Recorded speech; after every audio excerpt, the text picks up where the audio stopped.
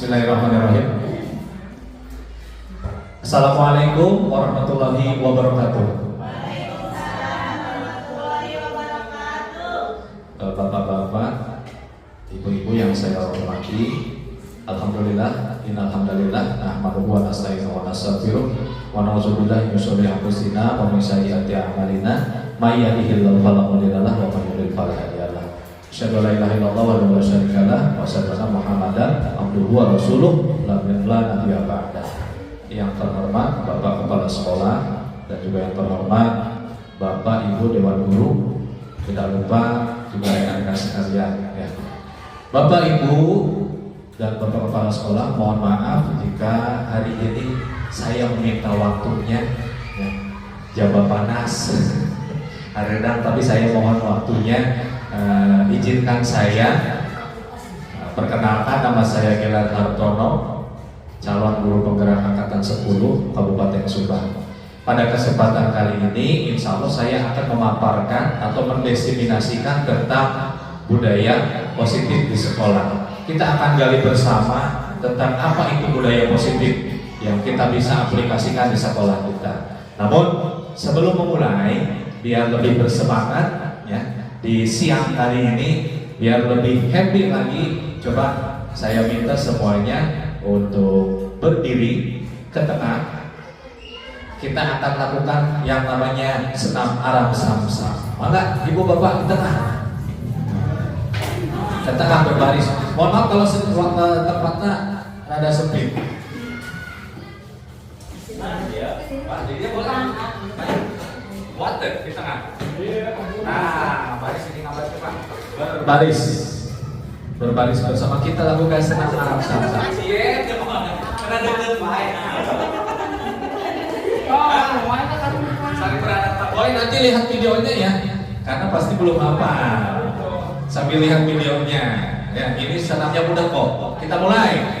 3, 2, 1. Sabina Hazina.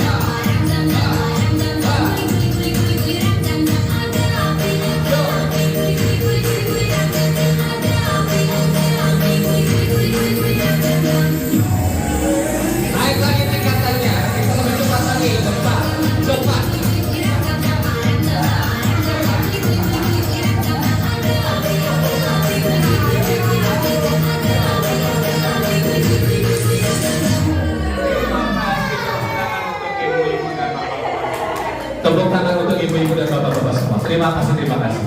Lulus. Lemes ya.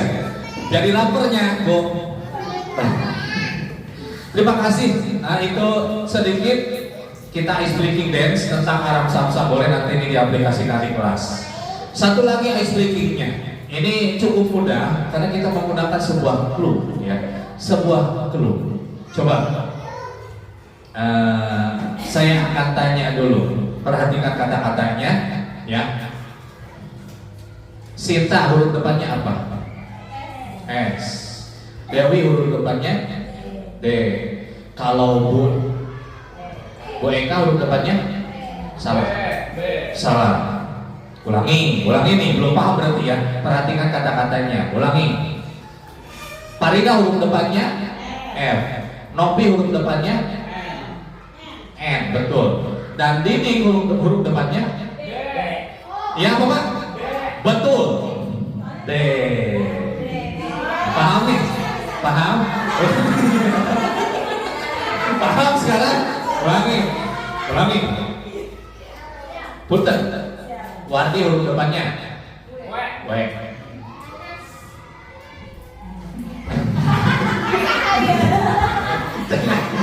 Asih huruf depannya A. Kemudian Bu Iis huruf depannya Bu Asih. Kemudian Bu Iis huruf depannya apa Bu? Kemudian Bu Iis huruf depannya Terapi. Yang betul adalah huruf K.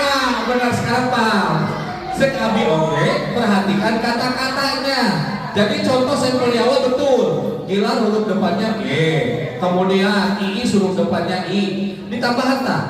Kalau Wardi huruf depannya K. Karena ada kalaunya di situ. Yang mana huruf depannya K. Baik, terima kasih sudah paham semuanya, tepuk tangan. Nah, itu permainan clue ya.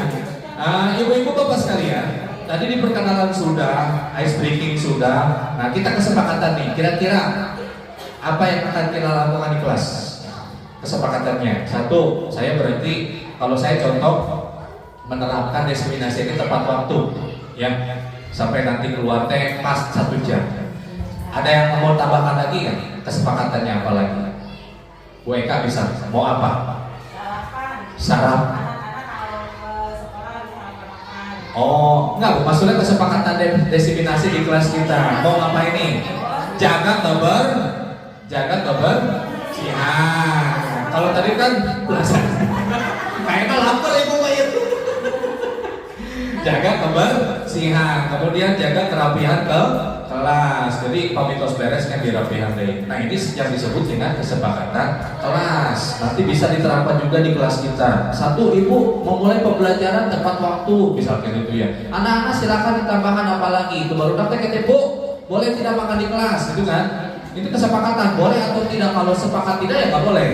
Nah, itu yang dinamakan dengan kesepakatan kelas. Baik, lanjut saja. Hari ini saya akan mendiseminasikan tentang budaya positif. Sebentar.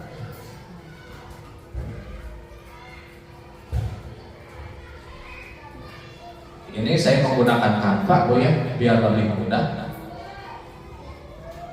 Bisa ditampilkan. Nah, ini.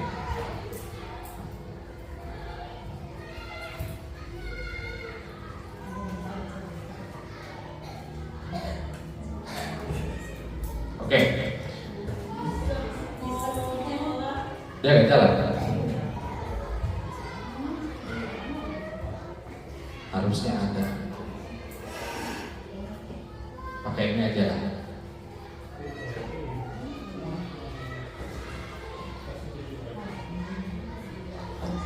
Terbaca Bu ya? Oke. Jadi diseminasi atau saya menyampaikan tentang materi yang mana saya sudah dapatkan di modul 1.4 itu tentang budaya positif di sekolah. Nah, jadi ada beberapa hal yang bisa diterapkan di dalam budaya positif sekolah itu.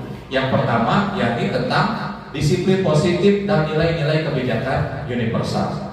Nah, ini salah satunya yang terdapat pada budaya positif di sekolah. Ya. Pertama disiplin positif dan nilai-nilai kebijakan. Baik, kita lanjutkan. Coba, mari kita mencoba. Bayangkan Anda adalah A. Ya. Tugas Anda adalah mengepalkan satu tangan. Coba Anda bayangkan bahwa Anda itu menyimpan sesuatu yang sangat berharga. Nah, kemudian Anda perlu menjaga benda tersebut sekuat tenaga, ya. Dan Anda, karena kenapa? Karena barang ini yang di kepalan tangan ini begitu penting. Ya, kemudian tugas B adalah teman yang satunya mencoba dengan segala cara untuk membuka kepalan tangan. Boleh dengan membujuk, ya buka dong, ayo dong buka, bisa. Atau membalik, buka tuh. Lamun terbuka lagi babaturan. Kedua, atau dengan mengintimidasi, sok, lamun tadi buka mau bisa balik. Nah, gitu kan. Ada lagi dengan menggoda atau menggelitik atau bahkan menawari. Lamun dibuka, saya dipasih harta sekian rupiah. Nah, kira-kira saya tanya ingin Didi, mau dibuka atau tidak? Alasannya apa?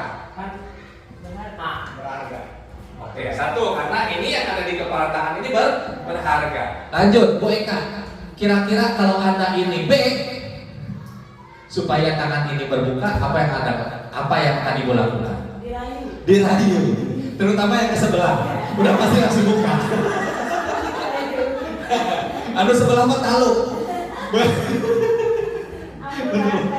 Bukan tuh Pak, langsung dibuka. Betul. Baik, kita lanjut. Bu Iis, kira-kira kalau jadi A bagaimana? Ini mau dibuka atau tidak? Tidak. Berarti mau pertahankan. Nah, kalau Neng Sinta jadi B, apa yang akan Neng Sinta lakukan ke Bu Iis? Membujuk dengan sesuatu. Nah, baik. Setiap orang itu punya alasan tersendiri. Kalau dia jadi A, mungkin ada alasan tersendiri untuk mempertahankan sesuatu itu, benda berharga itu, karena menyangkut hidupnya mungkin. Yang B juga mungkin ada alasan tersendiri, meminta, membujuk, ya, bahkan sampai merayu segala macam itu karena punya alasan sendiri. Sekarang kalau posisinya adalah ternyata si tangan A ini membuka. Setelah dibujuk, dirayu, ternyata yang begitu penting, kata-kata ini adalah harta benda, ternyata dibuka dan diberikan. Hal konkret apa Bu Novi dengan alasan membuka itu kira-kira? Karena apa alasannya? Tergoda sesuatu yang lebih menarik. Neng Dewi kira-kira misalkan ternyata dibuka, alasan apa yang lebih logik, yang lebih masuk akal sehingga ya udahlah bukalah. Apa coba kira-kira? Apa? Terintimidasi. Baik. Nah, itu semua kita paham bahwa ternyata segala sesuatu itu berbalik kepada alasan kita masing-masing. Mau membuka atau tidak, mau memaksa atau tidak, itu kembali kepada hati nurani kita sendiri. Kalau barang berharga ini ternyata bisa membantu orang lain yang memang benar-benar membutuhkan, kenapa tidak kita buka? Betul nggak Bu? Asal dengan alasan yang jelas. Nah, ini mengenai mari mencoba. Ya, kita lanjutkan. Nah, ini hasilnya sudah kita tadi praktekkan ya. Mengapa alasan Anda B membuka kepala tangan itu tadi sudah dijelaskan. Ya, baik. Sekarang kita lanjutkan tentang miskonsepsi makna kontrol. Nah, ini miskonsepsi itu berarti konsep yang salah yang biasanya dilakukan oleh guru. Yang pertama, guru mengontrol murid. Kita tidak dapat memaksa murid untuk berbuat sesuatu jikalau murid tersebut memilih untuk tidak melakukannya. Satu ya. Yang kedua, penguatan positif, efektif dan bermanfaat segala usaha mempengaruhi murid agar mengulangi sesuatu perilaku tertentu adalah suatu usaha untuk mengontrol murid tersebut. Yang ketiga, kritik dan membuat orang merasa bersalah dapat menguatkan karakter. Menggunakan kritik dan rasa bersalah untuk mengontrol murid merujuk pada identitas gagal seperti contoh kita ambil yang ini. Kamu teh salah di sekolah teh. Kieu mengintimidasi pemudanya. Sepertinya gitu ya. Itu yang seperti kita lakukan kan. Ketika anak berbuat salah, kita mengontrol murid tersebut justru karena identitasnya nanti menjadi gagal karena salah tapi tidak ingin memperbaiki dirinya. Justru memojokkan dia. Karena saja, bener kan? Mana yang maling? Mana yang gitu? Awas ulah gitu deh. Udah lama nurut, iya. Tapi justru gagalnya di mana? Kita tidak memunculkan bahwa perilaku itu salah, kemudian memberikan solusi.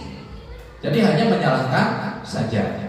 Nah, kemudian yang keempat, orang dewasa memiliki hak untuk memaksa. Nah, ini yang namanya senioritas biasanya. Yaitu perilaku memaksa tidak akan efektif untuk jangka waktu panjang. dan sebuah hubungan permusuhan akan terbentuk. Biasanya ini terjadi di kelas-kelas SMP, SMA. Nah itu ya, anu nama nanti non sih, adik mungkin ingat ya istilah senior junior kan. Nah dulu ada kegiatan MOS, wah jadi udah berpikir yang tadinya di MOS oleh kelas atas karena merasa dipaksa, kemudian diintimidasi, punya rasa dendam, turun lagi nanti ke junior berikutnya. Nah ini miskonsepsi tentang makna kontrol guru. Nah, selanjutnya stimulus respon itu ternyata beda dengan teori kontrol. Ya, kalau stimulus respon realitas kebutuhan kita sama, tetapi teori kontrol realitas kebutuhan kita berbeda. Jadi kita menganggap bahwa murid itu semua seru ada budak mah, kudu bager, kudu pinter, kudu bener gitu unggul. Tanpa kita memperhatikan bahwa ternyata budak itu mempunyai karakter yang berbeda. Itu salah satunya. Jadi tidak bisa dipukul rata dalam satu kelas itu. Ya. Kemudian kalau stimulus respon itu semua orang melihat yang sama dari satu titik yang sama. Tetapi kalau teori kontrol setiap orang memiliki gambaran yang berbeda. Ya, mungkin tadi di awal ketika kepalan tangan ibu menganggap bahwa barang-barang itu kudu dipertahankan, kumaha kayak gitu kan. Tapi dalam teori kontrol bisa saja terbuka, tergantung daripada apa yang ada pada hati nurani. Termasuk ya ini karena memiliki gambaran yang berbeda. Yang ketiga, kita mencoba mengubah agar orang berpandangan sama dengan kita. Kudu sarua bae kabeh. Namun cekurang A, cekurang B. Nah, ternyata di teori kontrol itu berbeda. Kita berusaha memahami pandangan orang lain justru. Ya, tidak memaksakan kehendak. Lanjut, perilaku buruk dilihat sebagai suatu kesalahan. Nah, ternyata kalau di dalam teori kontrol justru semua perilaku itu memiliki tujuan. Kunaon budak teko telat wae ka sakola. Itu kan buruk ya, Bu. Geuningan ka sakola beurang wae, sering terlambat dan ngerjakeun PR. Nah, kalau kita memandangnya hanya ini, wah itu teh buruk-buruk. Tapi coba pandanglah semua perilaku memiliki tujuan. Kenapa dia alasannya mengerjakan apa? Alasannya apa dia mengerjakan PR sudah selesai? Itu ada pertanyaannya. Kemudian tanyakan, kenapa kok seperti ini? Emang tujuan kamu apa? Nah, gitunya maksudnya seperti itu. Kemudian orang lain bisa mengontrol saya dan saya bisa mengontrol orang lain. Punten, kepala sekolah bisa mengontrol guru dan guru bisa mengontrol murid gambarannya. Tetapi kalau di teori kontrol hanya Anda yang dapat mengontrol diri Anda sendiri. Budak tegas di omongan A, B, C, D, betul tidak? Tapi kelakuannya tidak berubah. Balik lagi ke sini. Karena yang dapat mengontrol itu adalah diri sendiri. Itu, Bu. Inilah perbedaan yang dinamakan dengan stimulus respon dengan teori kontrol. Nah, kita lanjutkan ke slide berikutnya. Disiplin positifnya. Disiplin positif dalam budaya kita, makna kata disiplin itu dimaknai menjadi sesuatu yang dilakukan seseorang pada orang lain untuk mendapatkan kepatuhan. Jadi supaya nurut seperti itu ya.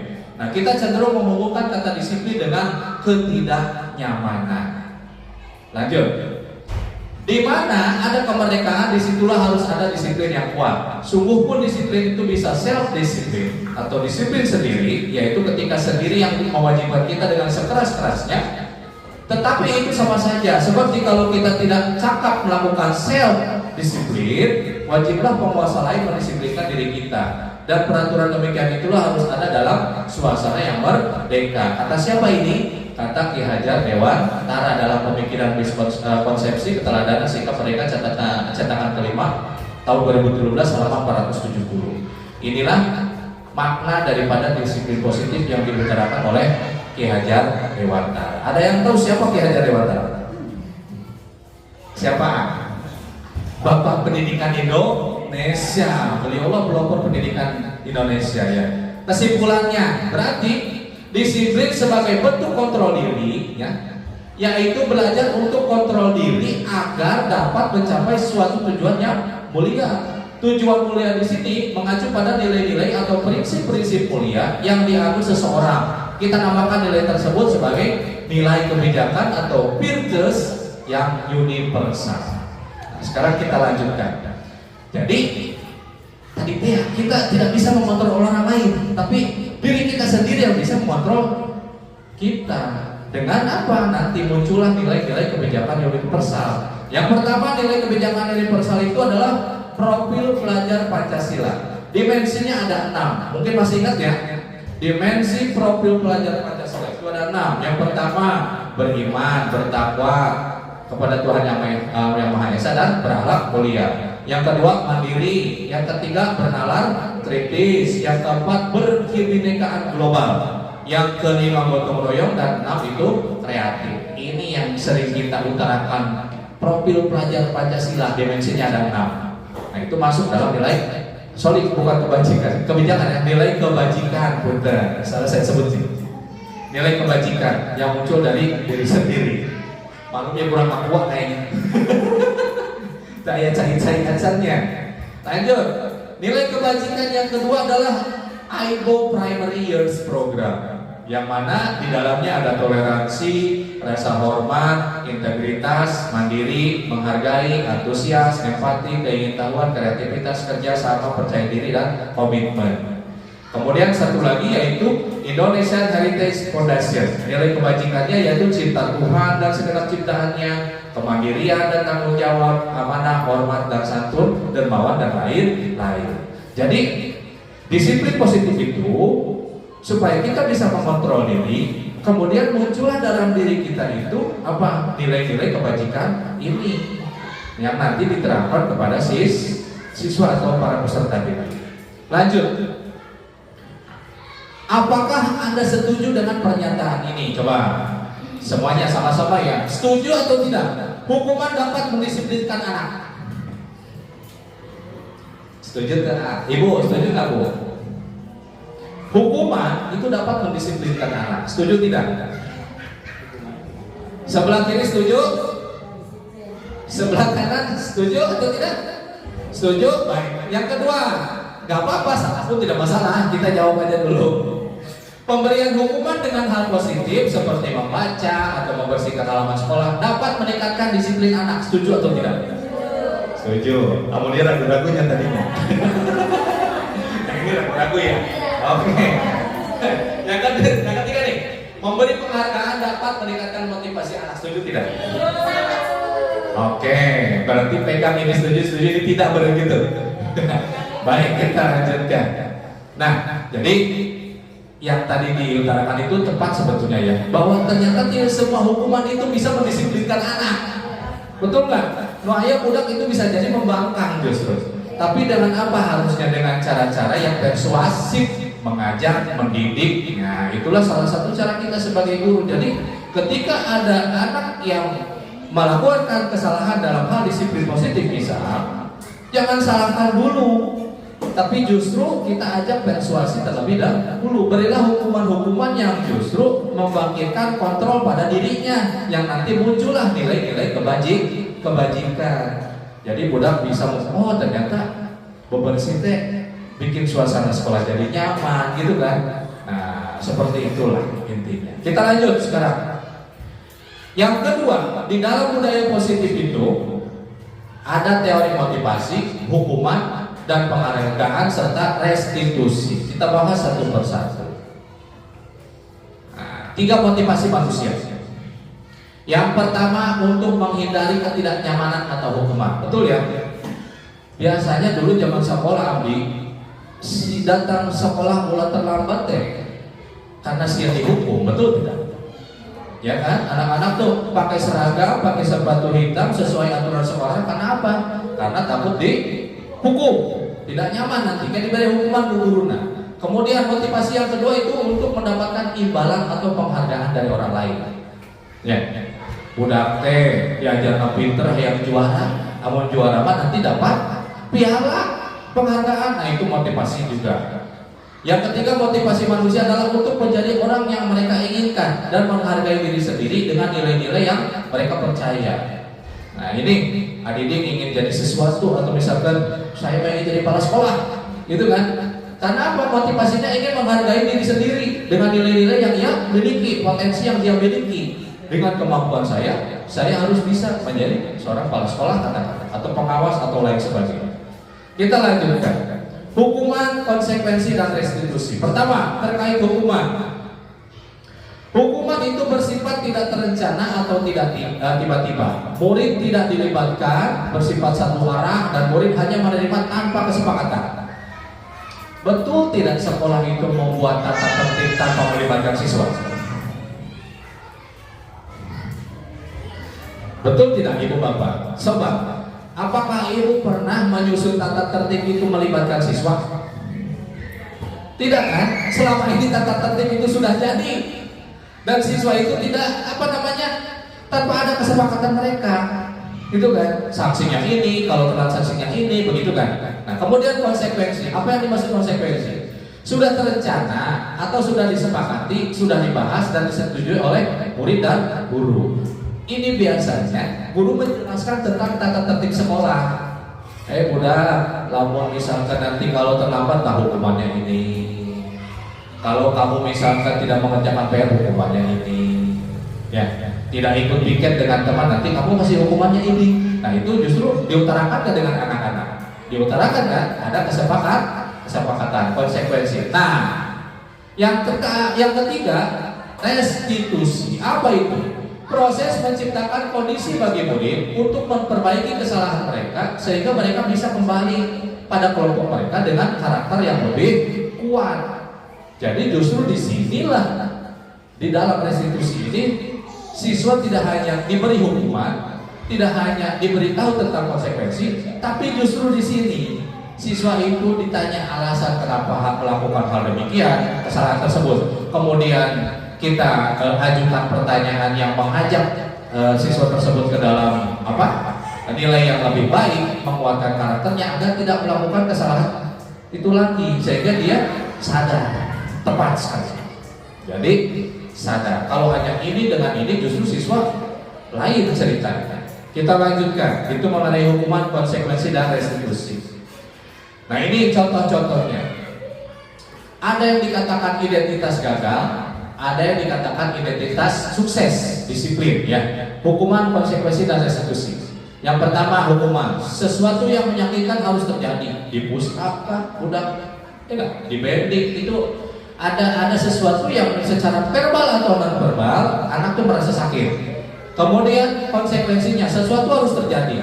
Restitusi merupakan pilihan. Mau seperti apa? Kira-kira yang baik untuk siswa. Nah, ya. Kemudian hukuman tidak nyaman untuk murid, anak untuk jangka waktu panjang. Bahwa saya pernah jalan jongkok upah dinding. Kenapa? Karena tidak pakai baju olahraga. Eta ingat wae betul kan? Abi ge emut dulu pernah dihukum oleh guru saya, suruh jalan bebek gara-gara ngeheureyan siswi perempuan.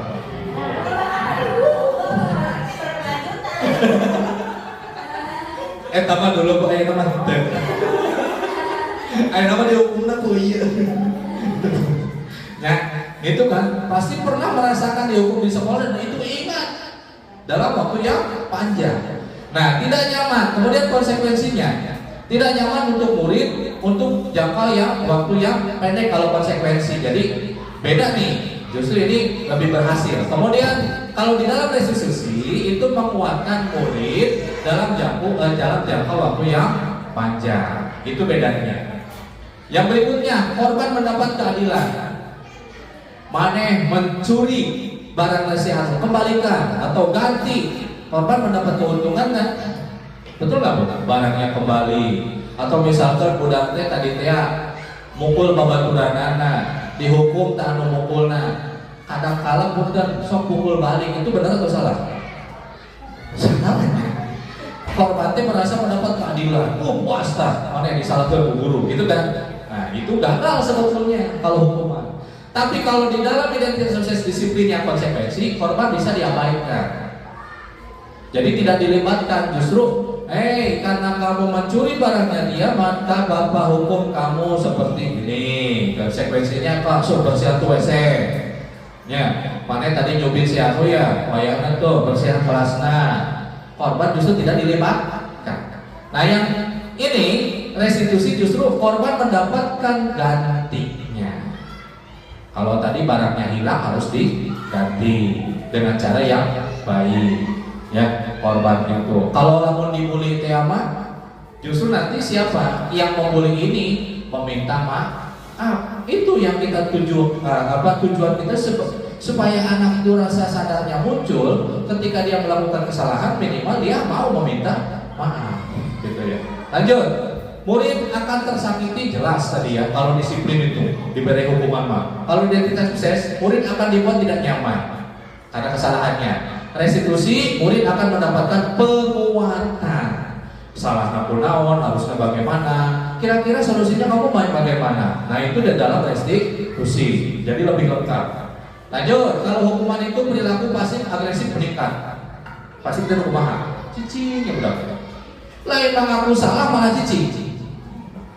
Atau anak bisa lagi lebih jadi agresif lagi melakukan hal tersebut, terus dihukum agar baik udah teh. Tetap saja. Betul, pernah terjadi kan? Ketika anak melakukan kesalahan, kita kasih hukuman, lain tobat. Justru anak tersebut malah menjadi jadi. Nah itu berarti identitas gagal. Kalau dalam konsekuensi, penguatan hanya bertahan dalam jangka waktu pendek. Cuman paling seminggu, udah menyesal, tadi itu mah balik deui. Hilang. Nah kalau di restitusi, masalah terpecahkan. Nah, dan anak itu justru akan semakin menjadi lebih baik. Kalau hukuman, sistem tidak akan berjalan bila murid tidak takut. Kudu siap mudah. Kalau tidak takut berarti gagal hukumannya. Itu berarti identitas gagal. Kalau yang identitas sukses, disiplin itu memerlukan, kalau di konsekuensi, memerlukan monitoring dan supervisi terus-menerus dari guru. Ada pantauan, supervisi singkat kah, ya, monitoring. Biasanya menggunakan observasi kalau singkatnya Bu. Baik teman sejawat atau dengan rekan guru. Masih budak eta teh, lamun di ruang sekolah atau lamun belajarnya Bu Dewi, bagaimana sih anak tersebut gitu kan? Itu observasi.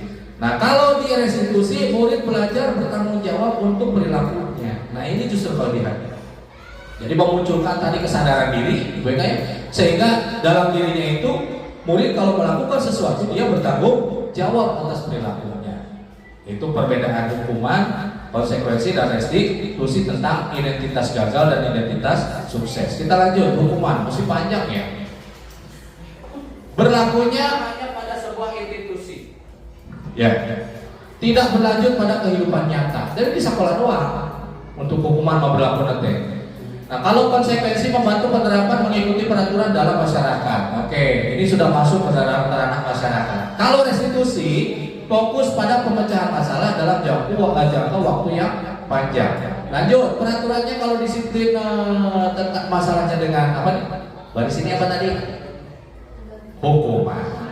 Ya, bahwa peraturannya adalah kamu harus seperti ini. Biasanya gitu kan? Patuhi, kalau tidak hukumannya ini. Nah, itu hukuman. Nah, kalau di dalam konsekuensi apa peraturannya? Mampukah kamu melakukannya dan terima kasih, itu ungkapan-ungkapannya.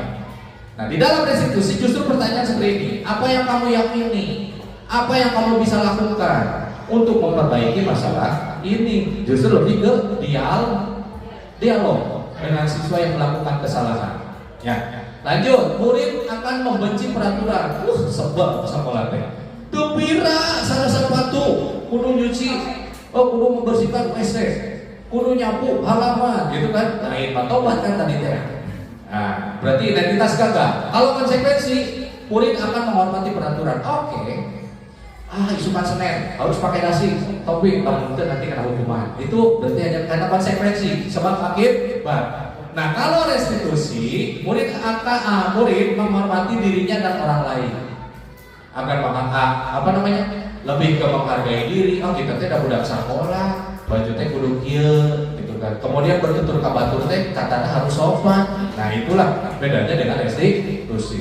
Nah, negatif, netral dan positifnya. Untuk ketiganya, untuk negatif, kalau hukuman, awas kalau dilakukan lagi ya, nanti awas kamu. Itu hukuman. Kalau konsekuensi, lakukan apa yang saya katakan. Kata orang dilakukan, apa enggak? Ada kita ya silakan. Nah, itu kan netral. Nah, kalau positifnya di restitusi ini, apakah hal ini yang sesungguhnya ingin kamu lakukan? Lamun cara budak salah, emang mun budak salahnya, emang seperti inikah yang kamu inginkan?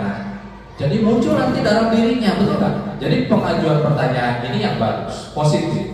Balik lagi, untuk hukuman itu mode paksaan, kemudian mendorong menyalahkan diri, konsep diri yang buruk, itu hukuman negatif.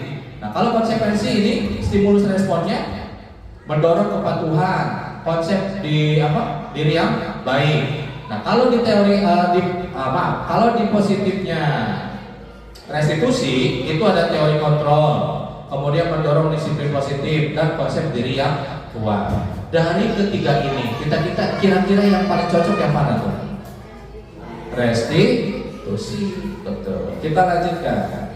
Nah, ini dihukum oleh penghargaan. Pernahkah kita sadar ternyata apa yang kita lakukan selama ini memberikan penghargaan justru itu malah memberi hukuman kepada murid? Bingungnya, kita ngasih penghargaan, justru mereka dihukum dengan penghargaan itu. Coba kita lihat pengaruh jangka pendek dan jangka panjang. Jika kita menggunakan penghargaan lagi dan lagi, maka orang tersebut akan bergantung pada penghargaan yang diberikan serta kehilangan motivasi dari dalam. Nggak ada motivasi yang lain, cukup orang menang piala gitu aja. Nggak memunculkan bahwa motivasi diri saya harus mengembangkan potensi yang saya miliki. Itu. Jadi tujuh budak tema puter, lamun juara tema ceri. Ya kan? Karena bukan motivasi dirinya, tapi motivasinya ini mendapatkan penghargaan.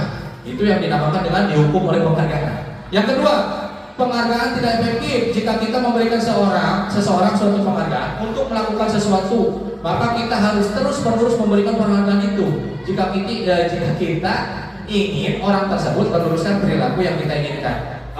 Anak-anak, saat ada yang nyapu, bapak diberi dikasih hadiah. Saya Pak nyapu. Besoknya nggak ada yang lakuin, balik lagi. Anak-anak, siapa yang mau membersihkan kamar mandi? Nanti bapak beri hadiah es, misalkan.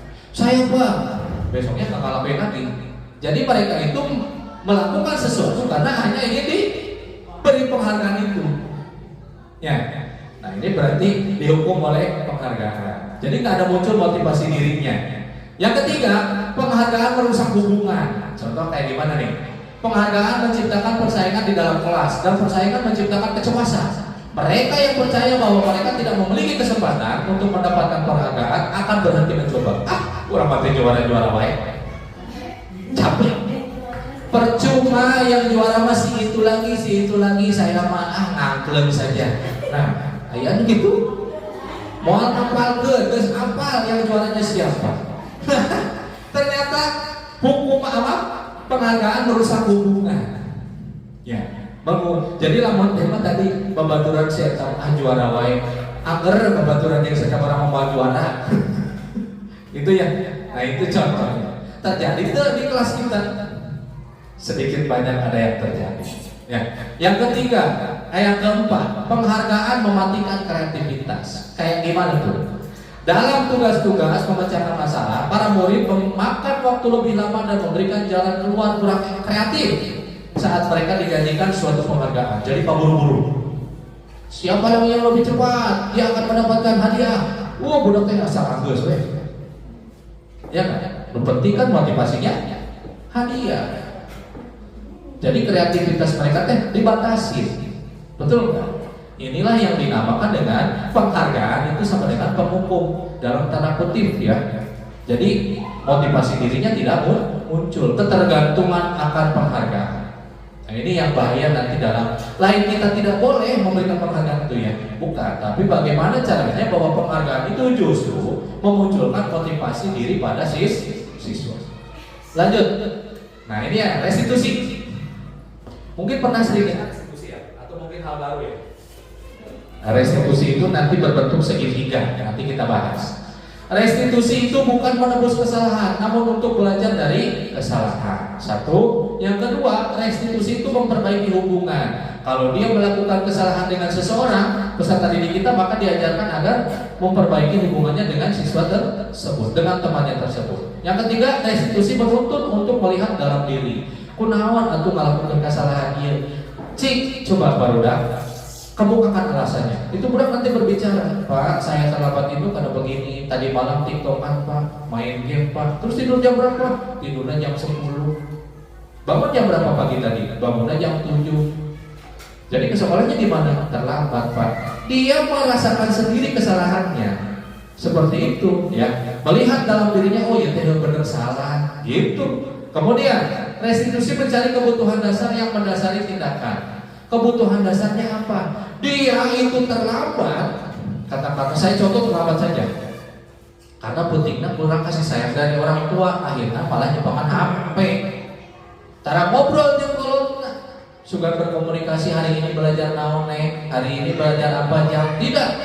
Bapak sibuk tiktokan. Abdi nama. Ya. Iya, mamahna sibuk scroll Shopee. Atuh anaknya bingung.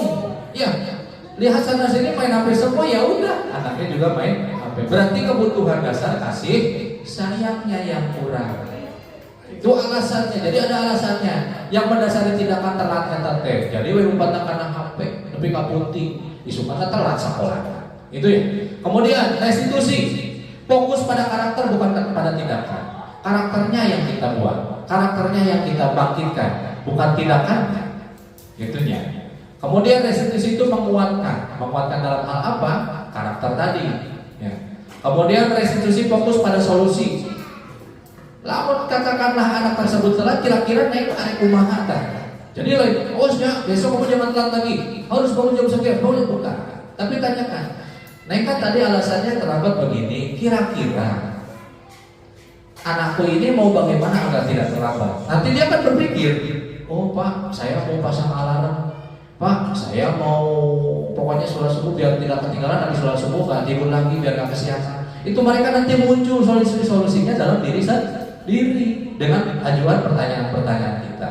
Kemudian restitusi itu mengembalikan murid yang berpusat pada kelompoknya. Jadi dalam arti tidak memisahkan diri dengan siswa lain. Kan biasanya budak lamun berbuat kesalahan ketika dihukum jadi era.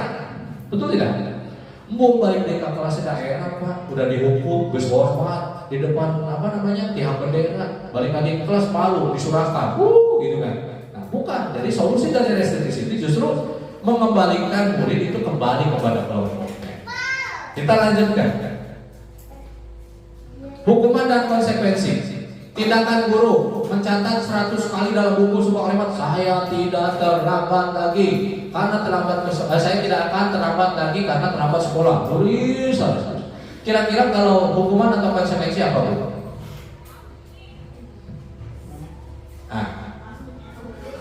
Konsekuensinya, ini misalnya, konsekuensinya apa? Ulangi, mungkin kurang dipahami sekali lagi. Ini adalah tindakan-tindakan guru. Ini maksudnya hukuman atau konsekuensi, gitu. Nanti yang pertanyaan kedua itu masuk hukuman atau konsekuensi, gitu kan? Ingat, hukuman itu kan tadi sudah dipaparkan. Kalau konsekuensi yang bagaimana? Coba, yang pertama mencatat 100 kali saya tidak akan terlambat lagi, itu hukuman atau konsekuensi? Hukuman atau konsekuensi? Konsekuensinya menulis. Konsekuensi karena terlambat. Oke. Ini betul kan? Betul tidak? Karena ada konsekuensi. Sekarang yang kedua, lari mengelilingi lapangan. Basket 2 kali karena terlambat. Hukuman atau konsekuensi? Hukuman. Karena terlambat dihukum. Oke, masuk berarti. Yang ketiga, push up 15 kali karena tidak menggunakan masker ke sekolah. Hukuman atau konsekuensi? Hukuman. Iya. Menggantikan kertas tugas teman yang telah dicoret-coret. Hukuman konsekuensi? Konsekuensi karena kamu nyoret-nyoret punya dia, bayar gantian, gitu kan? Nah, yang berikutnya, membersihkan tumpahan air di meja karena tersenggol. Konsekuensi. Terakhir, lari mengelilingi lapangan basket 2 kali karena terlambat 10 menit untuk mapel PJOK. Hukuman. Ada bedanya ya? Kalau hukuman bagaimana, konsekuensi bagaimana, sekarang mulai tergambar. Lanjut. Yang ketiga, masih dengan budaya positif, yaitu tentang keyakinan kelas. Sama tidak keyakinan dengan kesepakatan kelas? Oke, bedanya. Beda. Nanti, kalau kesepakatan apa aja Bang? yang disepakati bersama gitu. Yang dibuat kemudian nanti sepakati bersama. Nah itu tentang kesepakatan kelas. Kalau keyakinan kelas biasanya lebih ke apa nih? Keyakinan kelas merupakan kesepakatan antar murid dan guru yang bersumber dari ide harapan murid. Sedangkan peraturan berasal dari satu pihak saja, biasanya guru. Keyakinan kelas bersifat lebih abstrak dan berupa nilai-nilai kebajikan yang bersifat universal. Sedangkan peraturan lebih rinci namun bersifat kaku. Berarti keyakinan kelas ini lebih ke nilai-nilai kebajikan, jujur, betul nggak? Kan jujur, apalagi disiplin, itu nilai-nilai kebajikan. Bernalar kritis yang tadi disebutkan teh, masuk ke dalam 6 dimensi profil pelajar baca selesai. Nah itu keyakinan kelas. Kita lanjut masalah keyakinan kelas. Oh udah selesai. Lanjut yang keempat. Yang keempat adalah kebutuhan dasar manusia. Ini masuk juga di dalam budaya positif sekolah. Seluruh tindakan manusia memiliki tujuan tertentu. Nah, semua yang kita lakukan adalah usaha terbaik kita untuk mendapatkan apa yang kita inginkan. Ketika kita mendapatkan apa yang kita inginkan, sebetulnya saat itu kita sedang memenuhi satu atau lebih dari satu kebutuhan dasar kita. Kebutuhan dasar orang tahun baik yang saya sebutkan. Mendapatkan kasih sayang, apalagi mendapatkan penghargaan, itu kan kebutuhan dasarnya. Apalagi duit. Itu ya. Mendapatkan rasa hormat, dihargai, itu kan kebutuhan dasar. Ya nggak benar? Jadi kebutuhan dasar manusia itu perhatian, betul Bu Asih. Bukan hanya berupa material saja, tapi imaterial juga, betul ya? Imaterial itu juga termasuk. Tapi ayo naik dewi mah kebutuhan dasar kita nominalitas. Ya, itu tentang kebutuhan dasar manusia yang ada dalam budaya positif. Jadi gini maksud saya. Nanti budaya positif di sekolah itu ada kaitannya dengan tadi disiplin positif, kebutuhan dasar manusia, keyakinan kelas, gitu kan, restitusi, konsekuensi dan hukuman. Nah itu nanti ada semua di dalam budaya positif di sekolah. Lanjut yang kelima. Nah, kebutuhan dasar manusia. Kebutuhan dasar manusia itu ada 5. Ya. Kebutuhan bertahan hidup, nah ini udah jelas. Survival adalah kebutuhan yang bersifat fisiologis untuk bertahan hidup, misalnya kesehatan, rumah, dan makanan. Lamun ingat karena pembelajaran primer, tersier, sekunder, pelajaran berapa tuh? Kelas berapa? 4. Itu kan kebutuhan pokoknya. Kalau primer pokok, kalau sekunder menengah, tersier barang oh iya. Kalau yang barang mewah apa? Primer, sekunder, tersier. Tersier itu yang barang mewah. Ya, kalau primer itu barang pokok, sandang, pangan, papan. Kalau sekunder pelengkapnya. Kita udah punya listrik, gak ada tipiknya, gak ada kulkasnya. Namun motor mah gak ada bannya di jalan, berarti sekunder. Nah, kalau tersier itu barang mewah yang semua orang tidak harus memiliki. Contoh mobil mewah, motor mewah, rumah mewah, itu ya. Itu pesawat C, emas 24 karat. Nah, itu tersier. Nah, 5 kebutuhan dasar manusia. Yang pertama bertahan hidup, yang kedua kasih sayang dan rasa diterima. Tadi sudah dikatakan ya. Kebutuhan untuk disayangi. Bu sayang tidak sama saya? Ya. Dan diterima meliputi kebutuhan akan hubungan dan koneksi sosial, kebutuhan untuk memberi dan menerima kasih sayang, dan kebutuhan untuk merasa menjadi bagian dari suatu kelompok. Itu dikucilkan, betul nggak Bu? Nah itu kebutuhan kasih sayang. Yang kedua kebebasan. Udah ketiga, ini 1, 2. Yang ketiga kebebasan. Kebutuhan untuk bebas adalah kebutuhan akan mandiri, otonomi, memiliki pilihan dan mampu mengendalikan arah hidup seseorang. Jadi tidak dipengaruhi orang lain. Bebas kemauan. Itu kan cita-cita saya ini, keinginan saya ini, itu jadi kebutuhan akan kebebasan. Yang keempat kekuasaan, yaitu kebutuhan ini berhubungan dengan kekuatan untuk mencapai sesuatu, menjadi kompeten, menjadi terampil, diakui atas prestasi dan keterampilan kita, didengarkan dan memiliki rasa harga diri. Yang kelima adalah kesenangan. Ini. Jadi ulah sedih wae ya. Kebutuhan dasar yang senang ini juga harus tercukupi. Yaitu kebutuhan akan kesenangan adalah kebutuhan untuk mencari kesenangan, bermain dan tertawa. Masih semangat? Masih dong. Coba berdiri saja di situ biar lebih semangat nih, dikit. Ya, berdiri. Kalau kita literasi bahasa Inggris nih ya. Aduh, Pami Sunday itu ada apa? Minggu ya. Sunday, Senin, Monday, Selasa, Tuesday, Rabu, Wednesday, Kamis, Tuesday, Jumat, Friday. Kalau Sabtu, Thursday. Oh, Kamis itu bukan Tuesday, Thursday. Nah, Thursday. Kalau Sabtu, Saturday. Betul kan? Betul. Hah? Selasa, Tuesday. Sekarang kita pakai gerakan Pak untuk bawah ini. Sunday. Oke ya. Sekarang. Kan kalau Senin itu Minggu itu Sunday kan. Berarti huruf S. Harus huruf Sunday. Sunday. Sunday. Gini S kan. Sunday.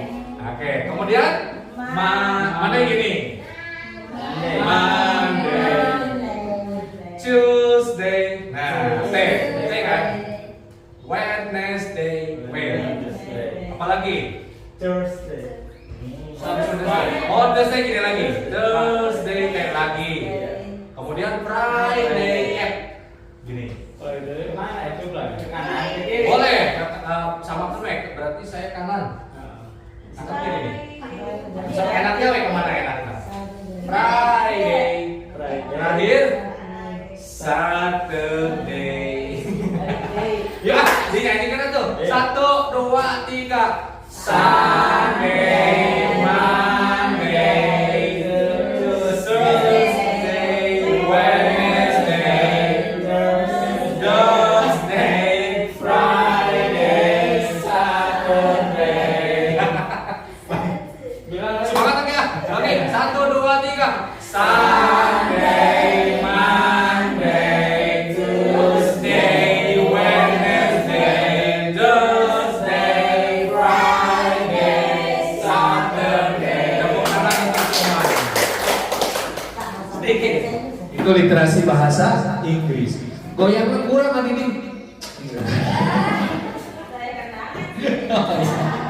Lanjutkan. Kita masuk ke 5. Budaya positif teori agama. Komponen yang ke-5 yaitu 5 posisi kontrol. Awas jangan salah sebut. Hati-hati ya. 5 posisi kontrol. Kontrol siapa di sini? Guru terhadap murid. Coba. Ini Bapak saya ada kasus nih. Kasus yang pertama. Mari baca. Tisa dan Hana dipanggil masuk ke ruangan Ibu Dewi. Kepala sekolah SMA Makmur. Ibu Dewi baru saja mendapatkan pengaduan dari Ibunda Tisa bahwa Hana menggunakan kata-kata kasar dan merendah-rendahkan Tisa di sosial media. Kasus 1. Kasus 2. Atau jarang sekali hadir di pembelajaran jarak jauh atau daring ya. Nah, dan pada saat hadir pun atau seringkali menggunakan kata-kata kasar di kolom chat, mengejek temannya, hei botak kudul, goreng hidup deh, bisa. Ya, hal ini sudah sangat mengganggu dan beberapa orang tua murid yang mengikuti pembelajaran daring mengeluhkan tentang perilaku Anto di pembelajaran jarak jauh. Ya budak teh kunaon, tentunya. Sekarang pertanyaannya, bila Anda seorang kepala sekolah, Bapak, penerapan disiplin apakah yang Anda lakukan untuk kasus Hana dan kasus Anto? Mengapa? Siapa yang mau bisa jawab? Siapa yang mau jawab duluan? Dimulai dari kiri. Boleh, kasus 1 dulu, kelompok kiri kasus 1. Kalau saya kiri ya, kalau sebelah kanan berarti ya? Berarti kiri saya. Kasus 1 bagaimana? Ibu silakan. Kira-kira apa yang akan Ibu terapkan? Penerapan disiplin apa untuk kasus Hana? Untuk sebelah kanan nanti kasus Dua. kasusnya udah nyata terjadi. Katakanlah ini terjadi. Katakanlah itu terjadi. Jadi panggil. Dipanggil terus diapakeun, dinaonkeun. Diapakeun apa? Pak Didik? Jadi biasanya kan dikasih apa setelah dipanggil ya kalau misalnya ngobrol berdua itu si ibu apa dari pengakuan ibu Natisa itu ya benar enggak gitu kan terus jadi ditanya alasannya. ditanyain dulu gitu. Ya, Kan jadi nggak mungkin dimarahin gitu kan si kisahnya si anaknya. Kalau si anaknya dari panggil Klarifikasi dulu badannya. Klarifikasi betul atau tidak. Adanya betul baru dikasih tahu bahwa ini adalah Kalaupun yang iya. tidak boleh gitu tidak boleh dilakukan sebagai siswa apalagi Baik. apa di kasus media sosial mah ya Apa sih kira-kira? kasus media bisi karena undang-undang ITE gitu ya. gitu. Nah itu ya. Oke, alasannya masuk akal. Berarti Pertama tidak akan langsung menyalahkan berdirinya itu ya, Pak Didingnya. Tapi klarifikasi dulu masalahnya dan jika pun itu terjadi maka anak tersebut akan diberi hukuman gitu beren. Iya. Oke. Nah, cukup jelas untuk kelompok kiri. Kita lanjut kelompok kanan dari saya ya. Berarti siapa yang mau menjawab? Ini kasus Anto. Jadi untuk belajar dari ayo goda temennya pakai kata-kata kasar gitu. Kira-kira apa? Apa yang akan ibu lakukan Bu Eka jika ada Anto yang melakukan kesalahan seperti ini? Penerapan disiplin apakah yang akan Anda lakukan untuk kasus 2? Itu di grup apa di Ini di grup katanya Bu jadi melakukan berarti harus kesalahan. didampingi dulu si Antonya. Ketika berlangsung berarti.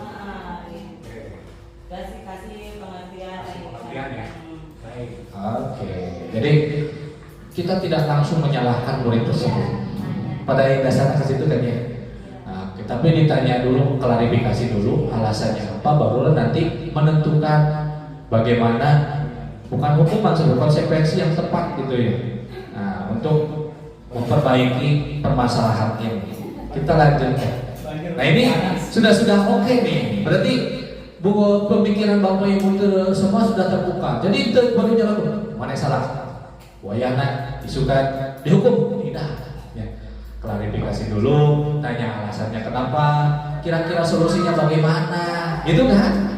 Dewi jadi jangan marah-marah kalau ketemu anak yang salah teh. Cuma jangan jiwir. Bawa ke kantor. Ayo adik. Ya. Gak boleh ya. Sekarang tidak boleh. Atau tiba-tiba kita dapat laporan, ini baru laporan nih. Bukan dengan mata kita sendiri yang lihat, tapi ada laporan, Pak si Anu tadi Bang Ece membuli mana? Tuh, Budi, keplak, salah kan?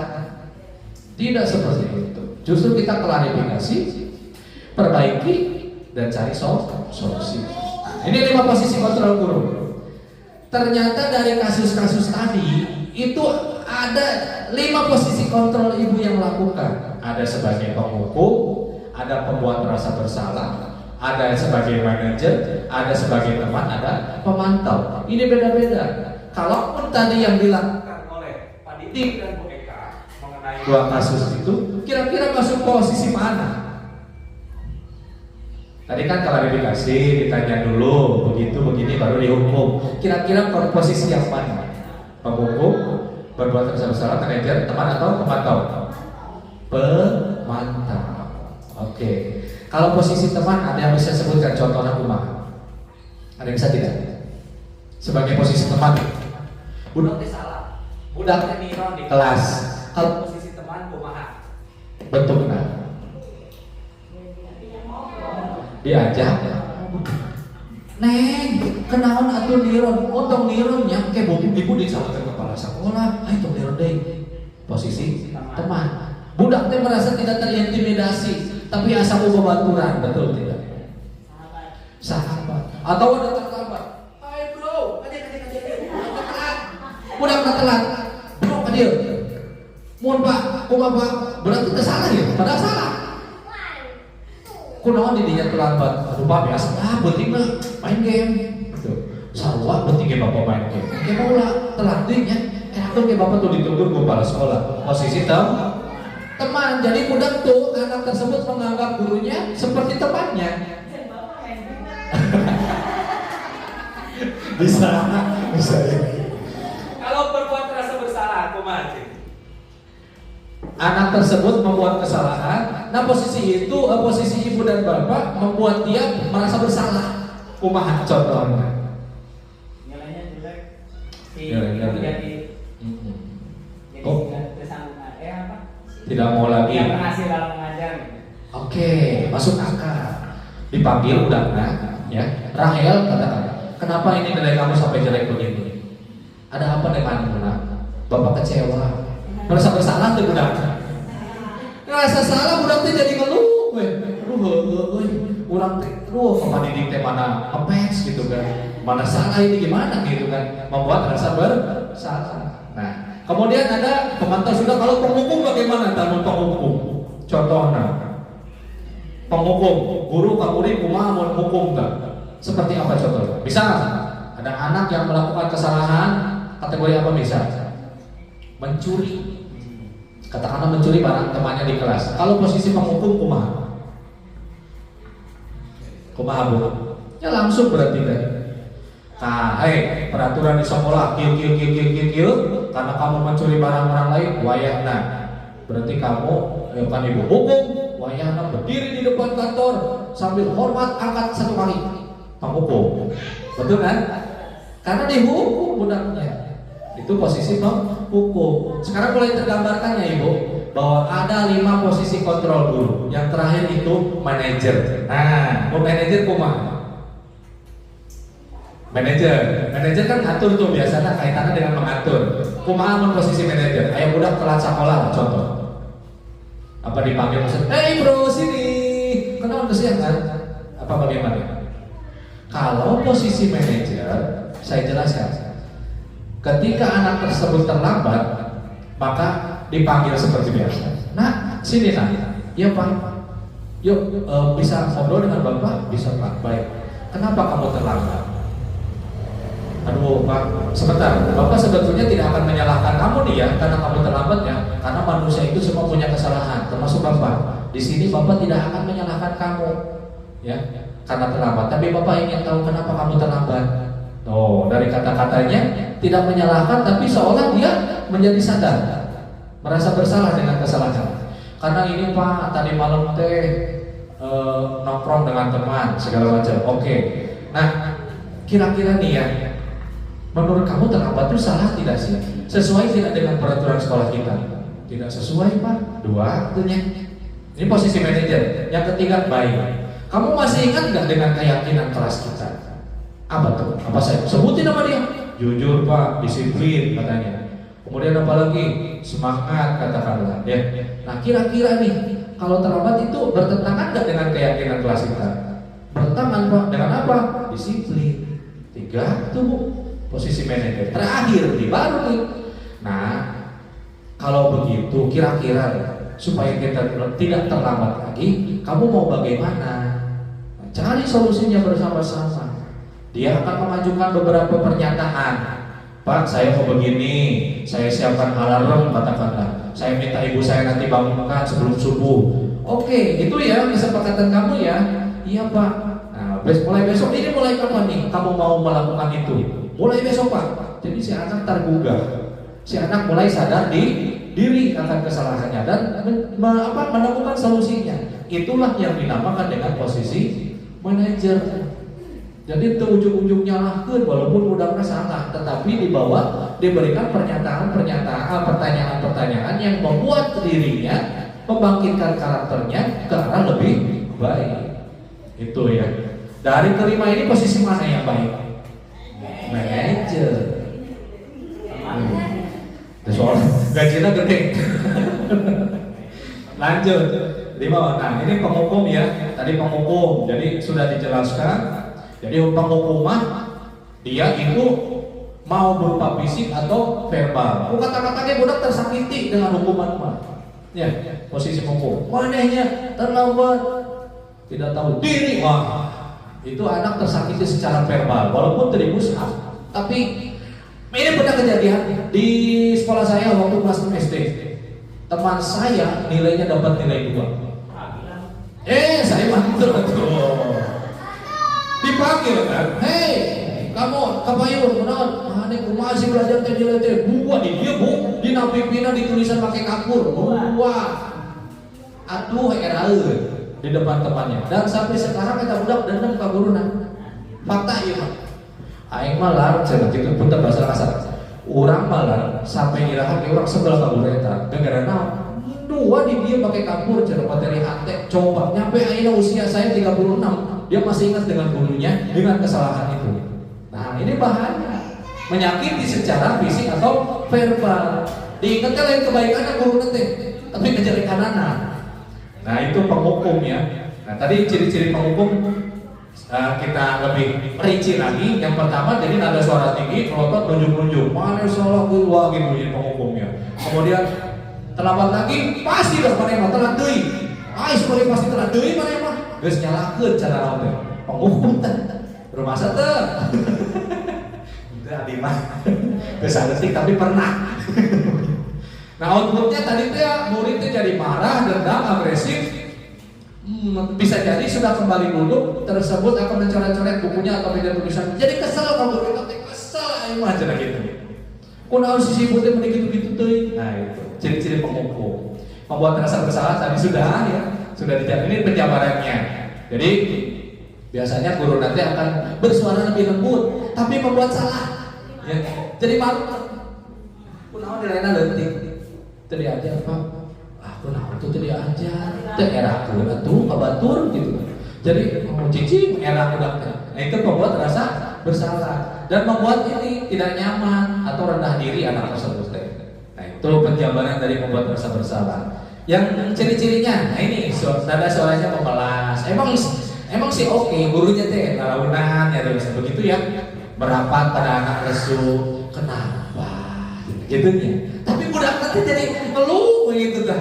Ini membuat rasa bersalah. Adik kamu ini bagaimana ya? Kamu sudah berjanji dengan ibu, tidak akan terlambat lagi. Kamu kenapa senang? Kamu kenapa ya senang sekali mengecewakan ibu? Nah iya kata-kata ini. Anak tuh akan merasa bersalah kepada guru tersebut. Wah, udah nggak mengecewakan guru. Nah, itu ya. Outputnya nanti bagaimana untuk anaknya? Murid akan merasa bersalah. Nah, karena telah mengecewakan ibu gurunya. Jadi lain merasa bersalah karena kesalahannya.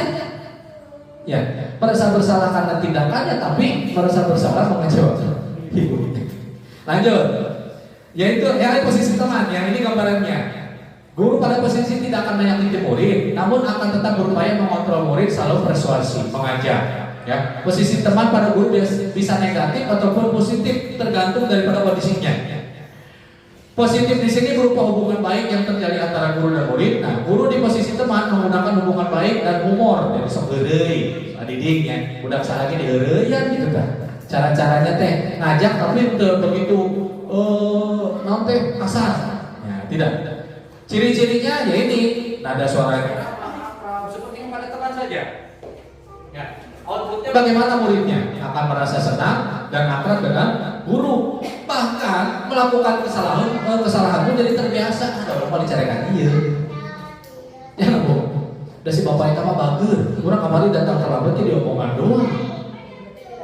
Nah, kurang baik outputnya di situ. Ya. Nah, sisi negatifnya murid menjadi tergantung pada guru tersebut. Bila ada masalah, kedok-kedok ke guruna. Kedok-kedok ke guruna. Itu kan? Dia merasa mengandalkan guru tersebut untuk membantunya. Akibat lain dari posisi teman, Adi, katakanlah Adi ya, hanya akan berbuat sesuatu bila yang menyuruhnya adalah guru tersebut. Pun guru bisa mau naikkeun. Patuh nanti ke guru eta we. Nah, itu ya posisi teman, karena merasa akrab dengan gurunya, sedangkan yang lain tidak. Jadi lamun diomongannya mau nerap pun saja. Lanjut, posisi pemantau nih, gambarannya atau artinya. Memantau berarti mengawasi. Pada saat kita mengawasi, kita bertanggung jawab atas perilaku orang-orang yang kita awasi. Murid kurang kumaha, itu diawasi kan. Posisi pemantau berdasarkan pada peraturan-peraturan dan konsekuensi. Budak ke upacara tinggal lihat pakai nasi tuh. Sepatunya hitam tidak? Posisi pemantau. Kalau tidak hitam berarti bertentangan dengan peraturan. Itu posisi pemantau. Atau di depan gerbang begini aja. Nunggu siapa siswa yang terlambat. Nah, itu posisi pemantau. Ya. Bagaimana ciri-cirinya? Nah, ciri-cirinya nada suaranya datar aja, bahasa tubuhnya yang formal. Kok masih tiga sampah begitunya? Pantau bisa melakukan kesalahan gitu kan. Nah ini outputnya bagaimana? Murid memahami konsekuensi yang harus dijalankan karena telah melanggar salah satu peraturan sekolah. Lanjut. Posisi manajer. Nah ini yang ideal. Manajer adalah posisi di mana guru berbuat sesuatu bersama dengan murid, ya, mempersilahkan murid mempertanggungjawabkan perilakunya, mendukung murid agar dapat menemukan solusi atas permasalahannya sendiri. Nah tadi ya, cirinya nada suaranya tulus, bahasa tubuhnya tidak kaku, mendekat ke murid dan kejauhan. Kemudian apa yang kita yakini? Ini pertanyaan-pertanyaannya. Apa yang kita yakini? Apa yang kamu yakini dengan keyakinan kelas kita? Kemudian apakah kamu meyakininya? Disiplin itu, yakin Pak, disiplin itu nanti membawa kita ke dalam kebaikan, gitu kan? Kemudian apa rencana kamu untuk memperbaiki hal ini? Ada solusi. Jadi tidak hanya berupa hukuman, tapi ada solusi. Outputnya pada posisi berikutnya, maka suara guru sebaiknya turun, tidak perlu marah, tidak perlu meningkat suara, menunjuk-nunjuk ke murid. Nah, kamu beri berkaca ya. Nah, atau bersikap seolah menyesal, nampak sedih sekali akan perbuatan murid, atau bersedang gurau menempatkan diri sebagai teman murid. Nah ini tidak seperti itu. Jadi yang paling ideal itu posisi manajer. Coba nih sedikit aja. Saya kecewa sekali dengan kamu. Posisi apa?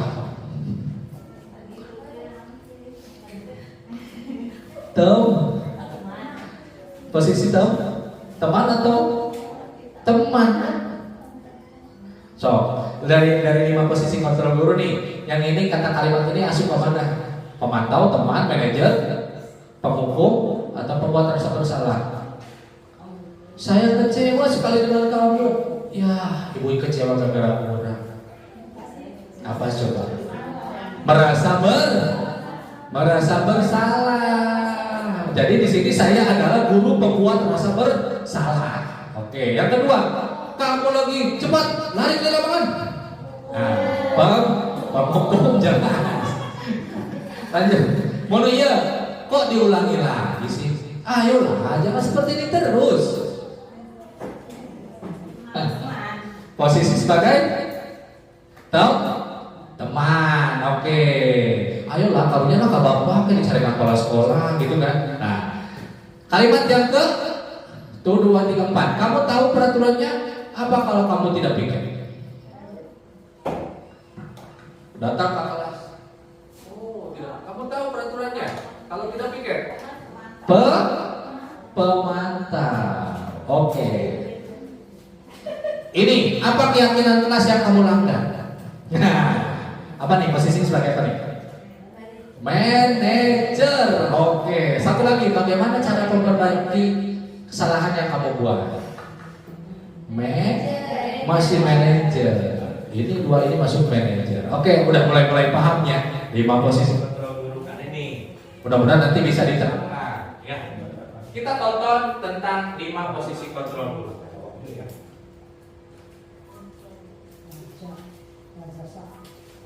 Suara gitu.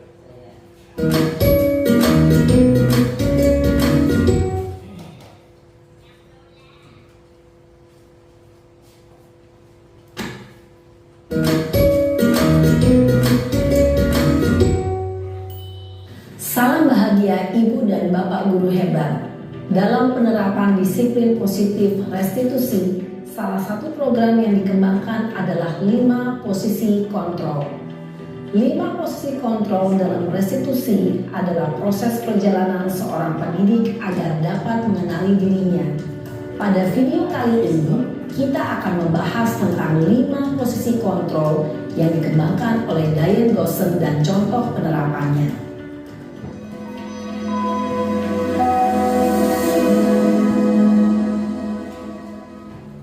Lima posisi kontrol itu adalah 1. Posisi penghukum, 2. Posisi pembuat merasa bersalah, 3. Posisi teman, 4. Posisi pemantau atau monitor, dan 5. Posisi manajer. Untuk lebih memahami kelima posisi tersebut, mari kita saksikan kasus Naren yang terlambat hadir 20 menit di sekolah dan melihat bagaimana kelima posisi kontrol dalam menghadapi masalah tersebut. Kita saksikan contoh konkretnya yang terjadi.